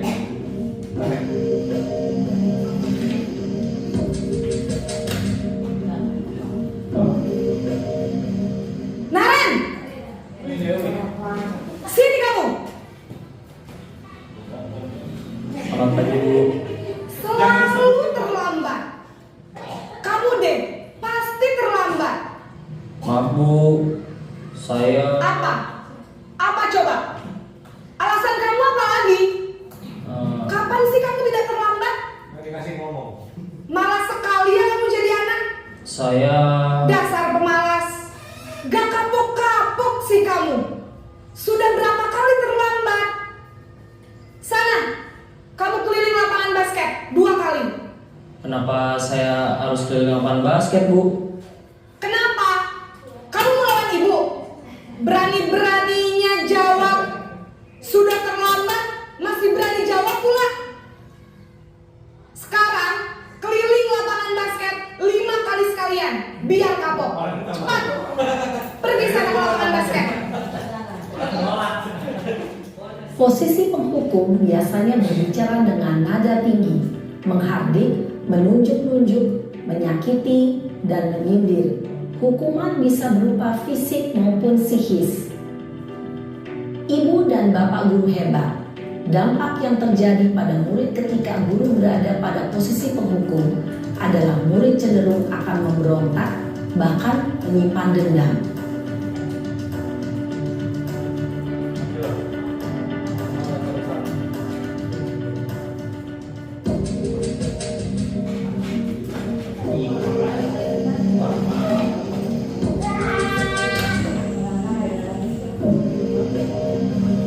Naren,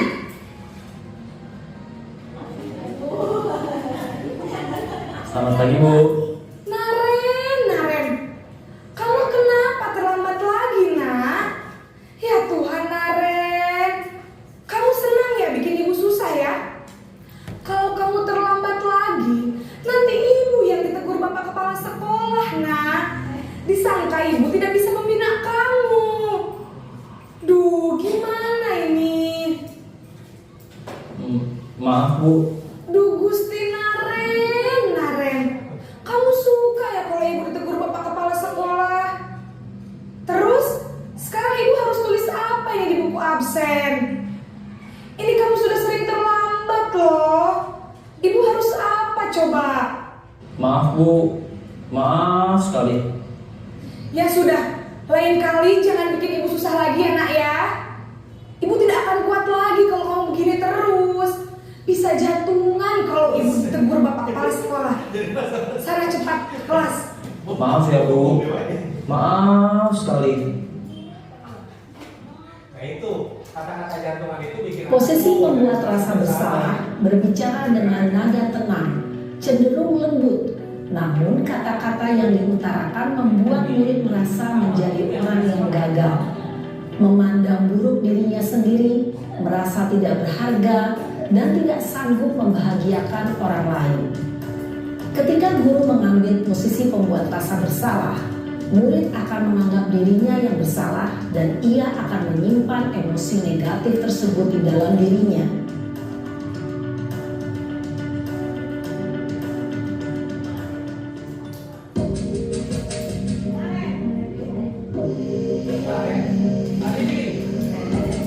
Ganti berita di sini.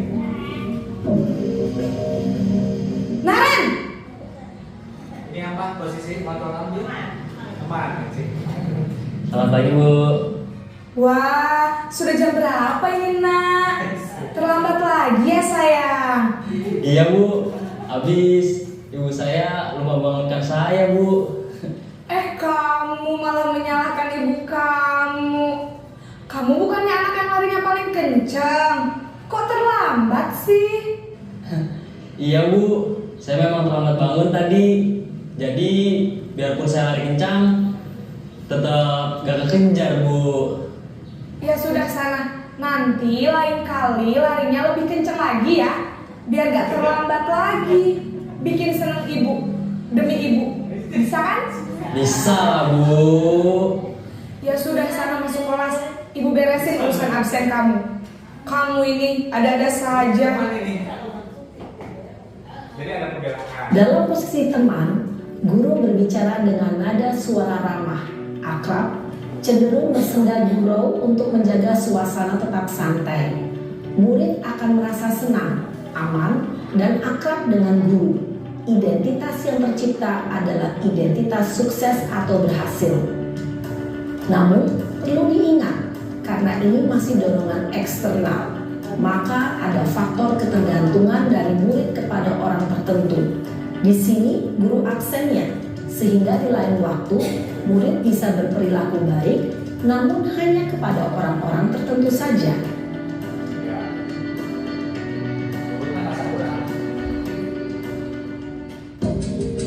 Mantap.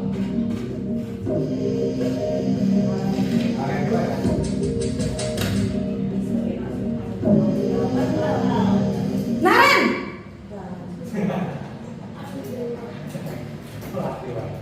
Selamat pagi, Bu. Naren, apa peraturan sekolah kita tentang jam berapa kita harus masuk sekolah, nak? Kita harus di sekolah jam 7, Bu. Iya betul, sekarang sudah jam 7.20. Naren sudah tahu konsekuensinya jika terlambat hadir. Paham, Bu. Saya harus tinggal kelas pas jam istirahat selama 20 menit. Iya benar, konsekuensinya demikian. Jadi nanti jam 9.30 pas istirahat, kamu harus tinggal di kelas, kerjakan tugas tambahan untuk ketertinggalan kamu, ya? Baik, Bu. Posisi pemantau mengandalkan penghitungan atau data untuk mengontrol murid. Guru mengarahkan murid berdasarkan peraturan dan konsekuensi. Seorang pemantau menunjukkan bahasa tubuh dan ekspresi wajah yang datar dan cenderung formal.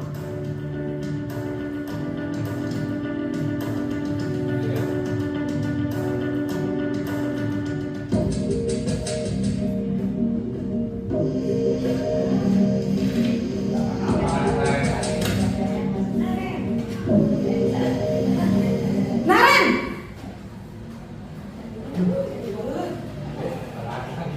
Selamat pagi, Bu. Selamat pagi, Naren. Maaf, Bu.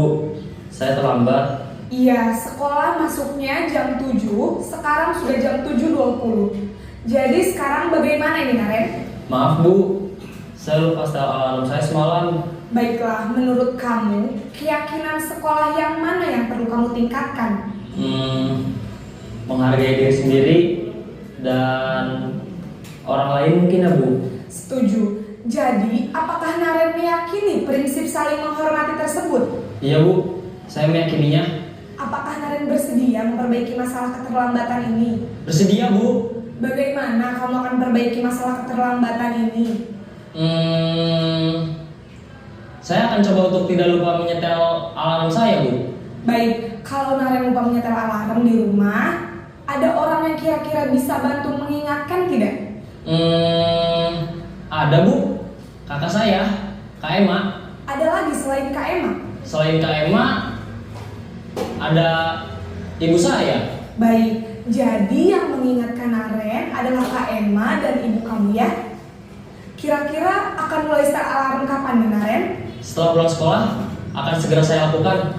Baik, jadi Naren akan setel alarm untuk bangun besok pagi dan akan diingatkan oleh kakak dan ibunda Naren ya.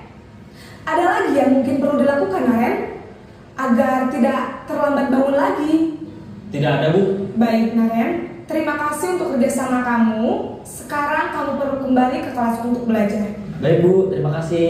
Ini untuk posisi mana aja? Posisi manajer adalah posisi kontrol yang disarankan untuk membimbing murid memiliki sikap disiplin yang positif, yaitu murid yang mandiri, bertanggung jawab, dan dapat memecahkan masalah. Tujuan dari posisi ini adalah agar murid dapat berefleksi atas tindakannya. Guru akan dengan tulus memberikan pertanyaan-pertanyaan bermakna, sehingga membuat murid dapat belajar dari kesalahannya dan mencari sebuah solusi untuk menyelesaikannya. Baik. Itulah Ibu dan Bapak guru hebat, setelah mengamati adegan kelima posisi kontrol tadi, kira-kira posisi mana yang paling ideal dari kelima tadi? Manajer, betul ya, posisi manajer. Nah, kita satu lagi tentang segitiga restitusi. Baik. Di budaya positif yang keenam ada komponen segitiga restitusi, di mana suatu proses dialog yang dijalankan guru atau orang tua akan dapat menghasilkan murid yang mandiri dan bertanggung jawab. Restitusi ini ada kaitannya dengan posisi manajer tadi. Ya. Jadi ketika murid melakukan kesalahan, kita bisa menggunakan tahapan 3 restitusi ini. Jadi ada 3 tahapan. Yang pertama, menstabilkan identitas, kemudian validasi tindakan, validasi kesalahan, dan yang terakhir menanyakan keyakinan kelas. Jadi menstabilkan identitas di sini bukan menyalahkan siswa tersebut karena salahnya, tetapi agar dia merasa bahwa tindakan itu memang benar salah. Nah, tapi dengan cara tidak menyalahkannya. Jadi setiap orang pasti pernah melakukan kesalahan. Kamu bukan satu-satunya yang pernah melakukan kesalahan ini. Nah, gitu kan? Oh iya, saya salah. Orang lain pun pernah melakukan kesalahan. Tapi bagaimana saya memperbaiki kesalahan ini? Jadi gitu yang dimunculkan nanti pada siswa kita. Kemudian validasi kesalahan. Tentu budak salah teh ada alasannya. Jangan kita menghakiminya secara langsung. Tapi tanyakan dulu apa alasan dia melakukan kesalahan tersebut. Pasti ada sebabnya, gitu kan? Nah, terakhir baru menanyakan keyakinan. Kamu ingin menjadi orang seperti apa? Keyakinan kelas apa yang kita sepakati? Jadi munculkan nilai-nilai kebijakan dalam dirinya, keyakinan kelas yang kita tanamkan bersama, seperti kedisiplinan, menghargai orang lain, menghormati orang lain, gitu kan? Jujur. Nah, itu tentang segitiga restitusi tahapannya. Nah, gitu ya. Menstabilkan sudah tadi dijelaskan. Jadi ada menstabilkan identitas. Kemudian validasi tindakan yang salah. Kalau salah itu bukan kita provokasi, namun kasih stimulus bahwa anak tersebut punya alasan yang tepat, yang kita bisa artinya masuk akal, gitu ya. Dan yang terakhir menanyakan keyakinan. Baik, kita tonton satu lagi video terakhir, ya Bu ya, tentang bagaimana menerapkan segitiga restitusi terhadap peserta didik kita yang kebetulan berbuat kesalahan.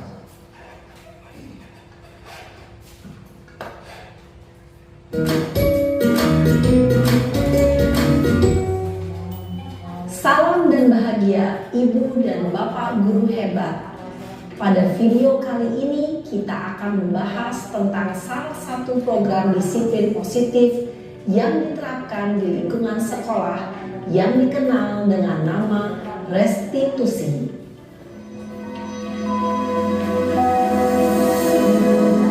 Ini ada kaitannya dengan PMM. Restitusi dikembangkan oleh pakar pendidikan Diane Gosson, berlandaskan pada teori kontrol Dr. William Glasser.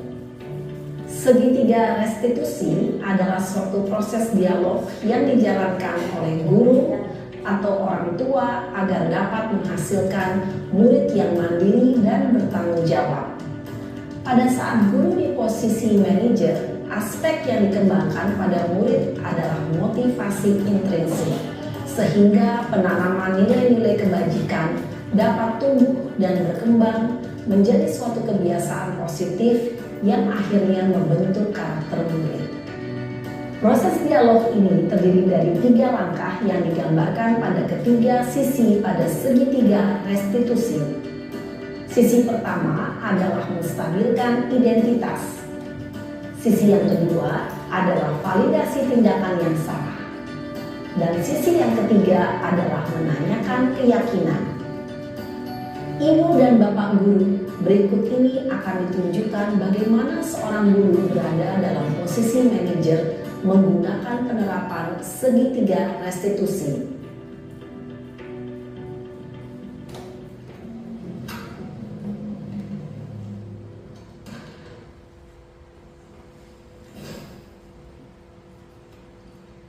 Siang Sarah. Siang Pak. Sudah lama nggak ketemu Sarah. Kenapa hari ini ada di sini? Kesel Pak, kesel banget. Masa aku dikatain tukang fitnah Pak? Ya aku marah lah.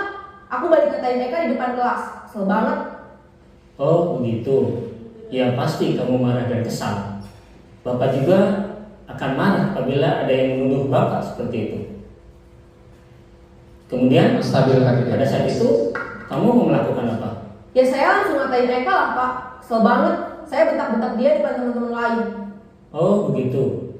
Pasti kamu melakukan seperti itu karena suatu alasan tertentu bukan? Iyalah, masa saya diam saja Pak? Ya saya bela diri lah. Masa saya dituduh tukang fitnah? Ya wajarlah. Mempertahankan harga diri itu sesuatu yang penting buat kamu. Untung kamu tidak bertindak lebih gegabah lagi. Hanya membentak-bentak. Iya Pak. Untung saya masih bersabar dan hanya membentak saja. Sudah gemes padahal. Saya pasti bela diri lah. Ya pasti ya. Tapi kamu memilih untuk tetap bertahan dan bersabar. Kamu memilih untuk tidak berbuat lebih parah lagi bukan? Iya. Nah sekarang coba kita lihat lagi tindakan kamu yang bentak-bentak Eka di kelas. Tindakan kamu itu kira-kira sesuai dengan keyakinan kelas atau prinsip kamu tidak? Enggak lah Pak. Capek Pak jadi pemarah. Jadi keyakinan atau prinsip mana yang kurang sesuai dengan keinginan kamu? Ya, saya sebenarnya sangat menghargai orang lain. Mungkin saat itu saya menjadi emosi, jadi tidak menunjukkan sikap itu. Kamu meyakini tidak? Menghargai orang lain itu penting buat kamu. Yakinlah Pak. Iya, setuju. Kita harus saling menghargai. Namun, ada juga keyakinan yang kita sepakati yang perlu kita jalankan apabila kita sedang marah, bukan? Ya saya bisa lebih proaktif, mulai dengan diri sendiri. Saya bisa jadi lebih bersabar, mengambil waktu jeda untuk berpikir mau apa selanjutnya. Kira-kira kamu bersedia memperbaiki masalah ini tidak? Bersedia Pak. Kalau kamu memperbaiki masalah ini, kamu akan menjadi orang seperti apa? Saya akan menjadi orang yang bertanggung jawab kali ya Pak. Dan senantiasa proaktif. Iya, menurut kamu bagaimana rasanya menjadi orang seperti itu? Ya nyaman lah, bangga bisa bersabar dan menahan diri. Baiklah kalau begitu. Yuk kita pikirkan bagaimana memperbaiki masalah ini. Itu ya. Jadi ini tahapan segitiga restitusi yang Ibu baik dan diterapkan Bapak oleh guru guru. hebat. Baru saja kita menyaksikan contoh bagaimana seorang guru berada dalam posisi manajer menggunakan penerapan segitiga restitusi. Mari kita bahas satu persatu. Baik.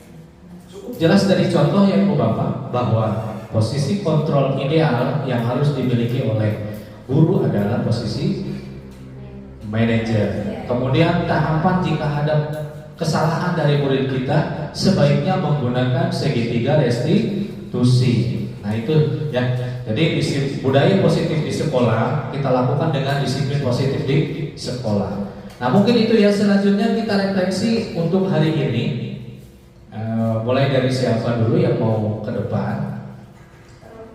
Perwakilan. Adidik mangga. Kita jawab mulai dari saya dulu ya. Kita refleksi dulu ya. Saya. Pertanyaan. Refleksi yang pertama, bagaimana perasaan setelah mengikuti kegiatan diseminasi? Yang kedua, apa rencana tindak lanjut Anda ke depan dalam menerapkan budaya positif di sekolah? Untuk saya, kegiatan diseminasi ini sangat menyenangkan dan terima kasih untuk Bapak Ibu guru semua. Ya, karena kita bisa kumpul bersama tentunya untuk mendapatkan hal-hal yang positif. Kemudian saya juga banyak-banyak terima kasih Bapak Ibu semua karena telah mensupport saya untuk mengadakan diseminasi ini. Yang kedua, apa rencana tindak lanjut saya mungkin ya? Untuk saya insya Allah apa yang telah tadi dipaparkan mengenai budaya positif di sekolah, terutama posisi 5 kontrol guru itu, posisi yang ideal manajer, kemudian tahapan institusi, akan saya aplikasikan di sekolah ketika menemukan siswa yang berbuat kesalahan. Itu ya, dan itu dimulai semenjak hari ini dan seterusnya. Itu refleksi saya untuk hari ini. Terima kasih Ibu Bapak. Nah, selanjutnya mana siapa perwakilan untuk refleksi kegiatan? Pak Didik. Boleh, Bro, saya minta dua dari kanan dan kiri. Dari kanan. Di sini berdiri dong. Boleh salam dulu, namanya sebutkan. Bismillahirrahmanirrahim. Assalamualaikum warahmatullahi wabarakatuh.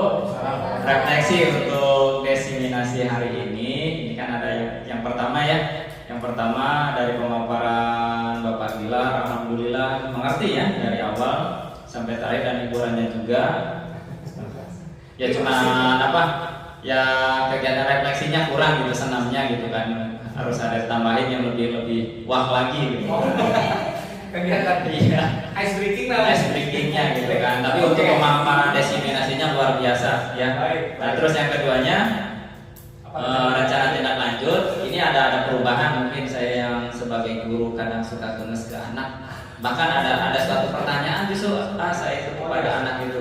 Tapi dari pertanyaan yang kedua itu yang refleksinya itu insya Allah ya, kalau misal berusaha mah Bapak Kepala Sekolah saya akan berusaha gitu kan untuk memperbaiki saya sebagai biasanya yang suka menghukum anak-anak gitu kan, yang tadinya jadi penghukum jujur sebagai penghukum total tanpa, karena siswa itu kalau misal pakai manajer itu saya jarang sekali digunakan, tapi untuk menjadi teman, kemudian yang satu lagi pemantau bukan yang seringnya itu ya, kalau teman dan merasa bersalah emang sering dipakai, tapi kalau untuk manajer itu jarang dipakai, bahkan tidak sama sekali. Apalagi dengan kasus yang contoh kasus itu yang jadi bahan pertanyaan, boleh nggak ini langsung? Boleh.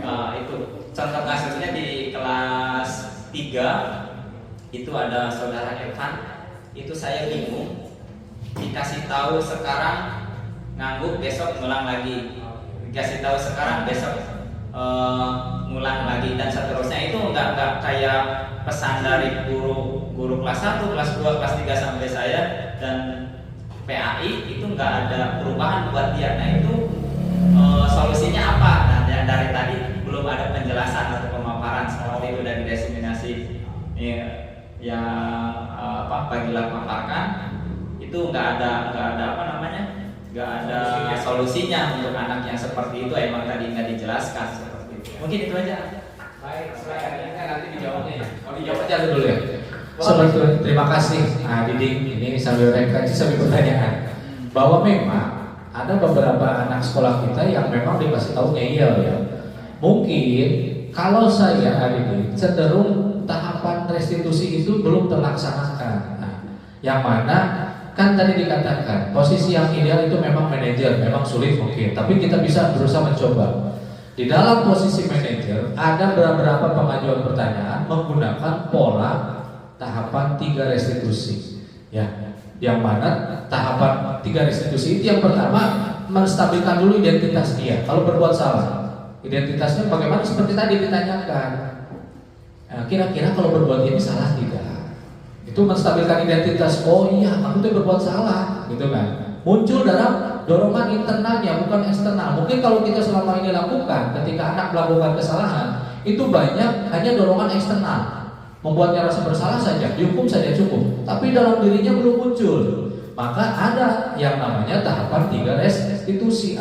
Menstabilkan dulu identitas, kemudian validasi tindakan yang salah. Validasi tindakan yang salah ini ditanya lagi anak tersebut, nah yang kamu lakukan itu sebetulnya salah atau tidak sih? Salah Pak. Kemudian kenapa kamu melakukan kesalahan ini berulang-ulang? Gitu kan? Nanti dia muncul alasannya, iya Pak, iya. Oh iya betul. Tapi nah kamu punya keyakinan nggak, prinsip? Nah ini masuk ke ranah Validasi tindakan yang berikutnya meyakinkan keyakinan dia, munculkan prinsip dia bahwa perbuatan salah itu tidak baik. Kita ajukan pertanyaan agar dia mau membuka diri, nah, kemudian menjadi diri yang lebih baik. Nah, coba ini diterapkan. Mungkin belum ya, ini mungkin belum, karena kita banyaknya memang saya pribadi itu hanya membuat anak tuh merasa bersalah, cukup, tapi tidak memunculkan dorongan dalam intrinsiknya, dalam pribadi dia, anak tersebut untuk tidak melakukan kesalahan itu. Dengan apa caranya? Dengan solusi yang dia miliki, bukan solusi dari kita. Awas. Kita kan solusinya besok jangan terlambat lagi ya, awas bayarannya gitu. Tapi tidak dimunculkan dia kira-kira isukan mau terlambat arek naon. Enggak gitu kan? Nah, itu yang perlu dimunculkan. Yang namanya keyakinan kelas atau keyakinan prinsip dia. Pak, abi mau terlambat isukan arek pasang alarm, arek bebeja ke mama. Kapan itu dilakukan, Nak? Mulai hari ini Pak, pulang sekolah saya akan bilang ke mama bangunin besok pagi. Nah, jadi ada motivasi intrinsiknya, motivasi dalam dirinya untuk merubah. Jadi bukan dari kita. Kalaupun dari kita nanti mengulang-ulang lagi. Nah, tugas kita di sini adalah bagaimana cara kita memunculkan motivasi intrinsik nilai kebajikan dalam dirinya. Nah, itu tugas kita, bukan menyalahkan. Mungkin itu mudah-mudahan tidak puas ya, tapi boleh nanti coba aplikasikan jika menemukan anak yang berbuat kesalahan. Yang kedua, maka ibu atau bapak siapa yang mau refleksi ke depan? Kelompok kanan, Bu Eka, Bu Dewi, Bu Sinta, Pak Wadi, maka refleksi satu orang lagi saja. Ada? Bu Dewi, maka jawab dua pertanyaan ini aja untuk refleksi. Bu Dewi. Refleksi kegiatan hari ini, yang pertama bagaimana perasaan Anda setelah mengikuti kegiatan diseminasi ini. Kemudian apa rencana tindak lanjut Anda ke depan dalam menerapkan budaya positif di sekolah. Silakan Bu, sebutkan namanya. Dia masuk di sini Bu, di depan, tadi ada juga di depan. Assalamualaikum warahmatullahi wabarakatuh. Perkenalkan saya Luna Maya. Refleksi tentang kegiatan hari ini, yang pertama perasaan saya alhamdulillah sangat senang sekali dalam menerima materi hari ini, karena menambah wawasan saya yang tadinya tidak tahu menjadi tahu, tempe, gitu. Jadi yang tadinya saya tuh gini kalau ngadapin anak yang salah tuh, jadi mungkin nanti kedepannya akan dirubah menjadi lebih baik lagi. Jadi akan menjadi seorang manajer yang tingkatannya lebih tinggi. Karena itu suami gitu. Suaminya spesial. Itu ya, jadi akan menerapkan apa yang saya dapatkan hari ini supaya sekolah saya lebih baik lagi, kelas saya lebih baik lagi gitu. Mungkin seperti itu Bapak. Terima kasih. Sama-sama. Terima kasih Bu Novi atas refleksinya. Dan memang untuk menerapkan sesuatu itu membutuhkan waktu, ya Bu ya. Tidak instan. Ketika kita menerapkan posisi manajer dan menerapkan segitiga restitusi itu tidak instan. Perlu beberapa penyesuaian dengan peserta didik kita. Dimulai dari apa? Keyakinan dulu, keyakinan kelas kita tanamkan. Bagaimana siswa kita akan yakin dengan dirinya? Karena tidak diyakinkan oleh kita akan keyakinan kelasnya. Itu saja ya yang bisa saya sampaikan. Terima kasih atas hari ini. Terima kasih atas waktunya, atas dukungannya. Semoga Allah membalas berkali-kali lipat dari apa kebaikan yang Anda telah berikan. Terima kasih sekali lagi. Mohon maaf apabila ada kesalahan. Bila taufiq wal hidayah, wabillahi wal hidayah. Assalamualaikum warahmatullahi wabarakatuh.